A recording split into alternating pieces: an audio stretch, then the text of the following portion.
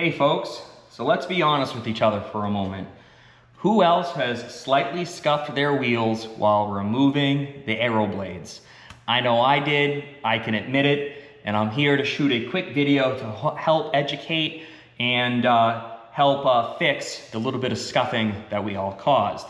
So, I actually have one of the aero blades here, and I actually wanted to start off with a little clarification on my other wheel video I made. You know, people were pretty clear that if you have a plastic pry bar like this, that you actually can pretty easily use the pry bar and go ahead and pop these covers off. I don't want to pop this off, so I'm not going to, okay? But that is something. Now, I did try in that video to pop these aero covers off. I was just unsuccessful in doing so. I removed the wheels, as you guys saw, and that worked okay for me, and I didn't think I damaged the wheels, but I definitely did.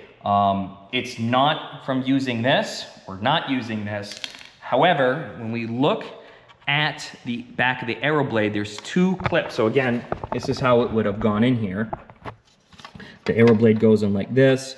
When the aero blade is pushed forwards out of the wheel, it is these two clips on the bottom that is scratching or scuffing your wheels. It's more of a scuff, and you're gonna see it in two spots, here and here, here and here, and each one, it's gonna be a little bit of a scuff, okay? The good news here is, guys, that the scuff actually comes out really pretty easy. So I just have some cutting compound. It doesn't really matter which brand you use here, guys. It's not like we're doing a paint correction. Any compound or not metal polish, any compound or polish you have really will work the same. I got some Mazerna heavy cut here. It worked really well with just a regular microfiber. You literally just pop a little on your microfiber pad. You could also use a microfiber towel, and you'll see that the scuffs are on the outer part of the lip. You just very gently let the compound do the work here, guys.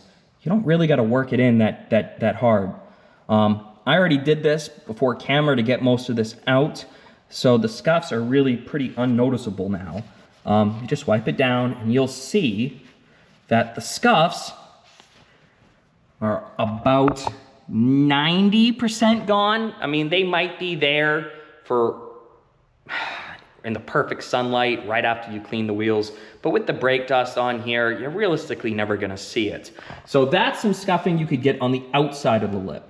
Now, I want to talk about, I was probably a little bit too rough removing the wire here, okay? And what I did on a few of the wheels is I scuffed the inner lip, so not the outer lip, but the inner lip. And you're gonna see right here, I actually removed the paint. It was right down to the bare metal, and I'm like, damn, that sucks.